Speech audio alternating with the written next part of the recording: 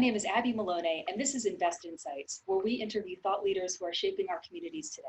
In today's episode, I speak with Phil Purcell, the president and CEO of the Marine Industries Association in South Florida. Phil, how did your organization respond and adapt to the initial challenges presented by the pandemic? And how is the Marine Associations of South Florida providing opportunities and assistance to the marine industry overall? Sure, great question. So, MAS it's in its 61st year, so it's always been kind of a solution-based organization.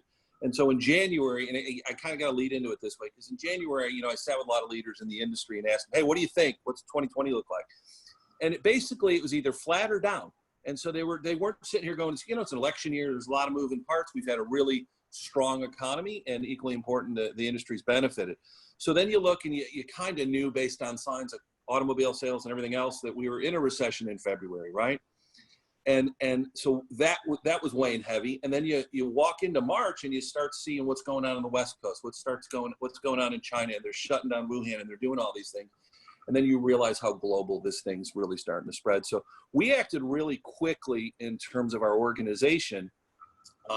We started working remotely mid-March, and we did it there's underlying health issues in any organization, and we're no different. So we did it to benefit the employees, and then had to start figuring out, okay, how are we going to adapt to this? Okay, we've all Zoomed a little bit before, or this, or FaceTimed, or WebEx, or whatever it is, but okay, well, let's get better at it. Let's figure it out. Let's look at platforms. And so we did, and we kept following global, local, and then all of a sudden these orders start coming down federally, but more importantly on the state basis and local basis. And they'd come out late in the day, from 7 p.m. to 6 a.m. every day was the worst thing, because new things would come out, and then the enforcement of those things were going to be interesting. We also had to look at our industry. How do we keep it essential? Marine, while it's huge economic benefit, it has no NICS codes nationally. And so we had to look at a lot of those things, and we're following aviation, we're following automotive. So through advocacy and stuff, we educated our elected officials to the importance of why it's important to keep our industry open, because you can't take a boat of a certain size range and mothball it. It has HVAC, it has sanitation, it has electrical needs. And equally important, those boats in particular, that's where the crew live to maintain them. That's their job. That's the insurance covenants that are in place. So you just can't say, hey, guess what? 20 people on that boat have to leave, or 7 people, because again, those are literally small cities. So every day we worked, because there was a new order that could be enforced by police or this, and then we had to understand what social distancing means, what masking means, how are we going to work with that, sanitation. And I can tell you, our industry, damn, they took this challenge on head on and adapted very quickly. The marinas, the yards, everyone, because they realized, hey, we're essential, but we have to show leadership to the community, but also important, we got to keep our employees safe. And they did. They did a really good job keeping our employees safe. I'm kind of curious, how did those conversations with elected officials go? It's an election year. Stakes are quite high all around.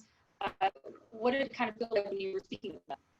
Early on, there wasn't any politics in the conversations. I think as it has grown, or it's morphed and the time is spent, there's more politics. And again, not wanting to be political, I think more politics have entered some of these conversations.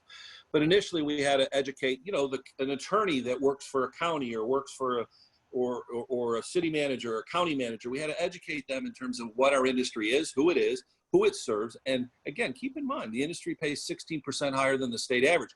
And it is a diverse group of people that, as we get into this later, apprenticeship programs and things like that. So we had to look at, how do we educate them to the importance of our industry, which we always do, but how do we make sure it stays open also? Even fueling, down to fueling on a boat, it became, because of optics on a sandbar or something, it became bad.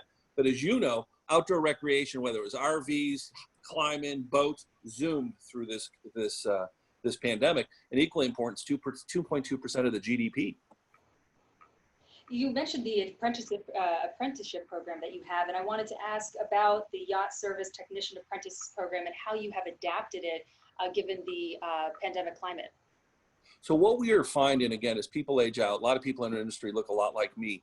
And so kids always want to, you go to high schools and they say, hey, I want to be, they all want to be Sergey Brin, or they all want to be, Facebook. But the reality of it is that can happen to them, but the majority won't. And so there's great career paths that pay family wages, that you can buy a house, a car, send your kids to college right here in our industry, but the locals don't know about it. So we worked with Atlantic Technical and started the first ever yacht technician program with the help of the yards and the different organizations that will employ them. And so during this, again, classes became Zoom, but a lot of it is, the apprentices work already. So they kept working as an essential part of this industry also during the pandemic. And I'm happy to report that we just did a follow-up with Atlantic Technical and the initial founders of this platform, this yacht technician program. And again, it's going to grow again this year, because I know some of the things, well, where do you think it's going to be next year? I bet it doubles by this January, based upon the interest of the organizations wanting to come board and understanding that if we want our community to have the right skill sets and the right people to fill these roles, then we better invest in ourselves and do it. And that's what our industry is doing. They're stepping up and doing it. At a time when many organizations are canceling events or having them only virtual, the Fort Lauderdale International Boat Show, which is one of the biggest conventions that happens in the state of Florida, is still happening this year. How are you working towards maintaining the same level of quality while considering safety measures to host this big event? So again, you got to look for best practices, and that's part of what you do. You start looking over a fence and go, oh, look what they're doing. So we didn't have to look that far. We just looked up to Orlando, and we looked at Disney, and we looked at Universal. Universal opened June 5th, and they see anywhere from 10 to 30,000 people a day. And Disney opened July 11th, and they see 10 to 30,000. Then we said, okay, well, what are the similarities? Well, a lot of that acreage is 108 acres for Universal, 107 for Disney. Flibs is 90 acres, 80+% of it's outside. It's a 5-day event that sees, in good times, 100,000 people. So that's 20,000 people a day. So we said, okay, well, how do we do this? Informa, we're real fortunate here, and the state of Florida is fortunate to have Informa, which is the largest leader of global exhibitions in the world. And they have an office on 17th Street in Fort Lauderdale. So they got at the table early because, again, they have Asian shows also. 100 of them are domestic, but the rest are international. So they created best standards in this document called All Secure, which face, temp, sanitation, social distancing. And again, this isn't rocket science to be able to do these things, but we have to put in the disciplines to do that. And so the nice thing is, when you think of Flip, someone will say, well, oh, the international this. Time out. 100,000 attendees, 50% from Florida, 40% domestic, 10% somewhere else. And when you have an event that delivers $1.3 billion economic benefit to the state, you can't just think about our industry. You got to think about the community, the hotels, the restaurant workers, the Uber drivers, everybody. And so that's what we've done. Water taxi.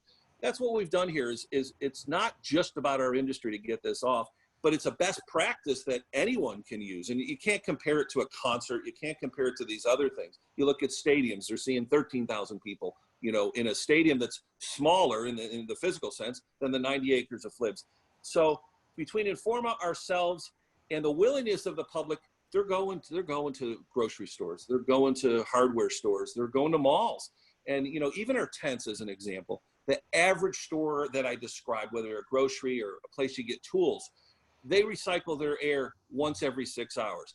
Just only a little bit of our show is tents. Like I said, 80+% outdoors.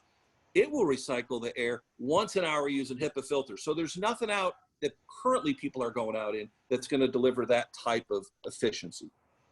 The contribution from the marine industry to the GDP for the state of Florida is immense. As we start to plan for post-pandemic and getting ourselves out of the into economic recovery, what are the things that you would like to see, things that we need to plan for to safeguard the marine industry? So you know, there's always headwinds anywhere, and a headwind could be infrastructure. It could be transportation. It could be electeds not understanding something and putting things in place that could harm an industry. And so this industry, everybody wants in the world, you know, in Broward, it's an $8.9 billion industry. Regionally, it's $12 billion industry. But we just need to make sure and advocate, just like infrastructure. How can you be in the 6th largest metropolitan area? And we know we can't widen I-95 anymore. And then we have this corridor called FEC, a bridge that goes over the New River. And so working with the community, being at the table versus on the menu. We were on the menu for a long time. Now we're at the table. And so by being there, now we have advocacy in terms of, you know, Broward County, for regionalism to happen on that corridor, Broward County has to be at the table, and I'm happy to report they are. And by building something iconic over Broward Boulevard, carrying it over the New River, you know, we have so many opportunities. Maybe the Panthers move downtown. Equally important, it's services areas, whether in Miami or the Sistrunk area or whatever, for people that can get to jobs very conveniently without driving. The past number of months have been incredibly challenging for the world. And so I wanted to ask you as my last question, what have the last number of months taught you about resilience? Great question. And so first you got to have some self-awareness. And the self-awareness in my mind is you got to know what the problem is. And then you got to kind of let go of what you know and start adapting to what you don't know. And that's like the physical side of it, which would be Zoom. Okay. So we didn't know Zoom. None of us could say we loved Zoom before, but guess what? It's created more efficiency in most people's lives than ever before. And then the other part is you have to be positive during these things, because either you have two choices, like in a financial crisis. You can get a fetal position and cry and do nothing, or you come up with solutions. So we choose to stand up straight, work through the problems direct, find out where the headwinds are. And then equally important, as you go through it, by doing nothing creates action and unintended consequences. So you have to think through things positively, work with the people that are making the decisions, a lot of, in this case, electeds, and create action that's going to benefit and move us forward. Because I don't think you or I can answer when the back end of COVID is. Could be next year, could be 2 years. There's always going to be something new. One thing that I've learned from listening to people, and I love listening to Gates and Buffett and those things, is the cyclicality of the world is going to get a lot more severe. So whether it's economic, pandemic, whatever it may be, right? Financial, the reality of it is we're going to adapt and continue to adapt and make the best choices with leadership in our industry and our community that we're all proud of. Well, thank you again. That was Phil Purcell, the President and CEO of the Marine Industries Association of South Florida. My name is Abby Maloney, and you've been watching Invest Insights. Thanks for tuning in. Hey everyone, don't forget to like this video and subscribe to our channel so that you can stay up to date on the latest business trends from our knowledgeable experts. Be sure to check out the description below for more information on the segment you just watched. Thanks for tuning in.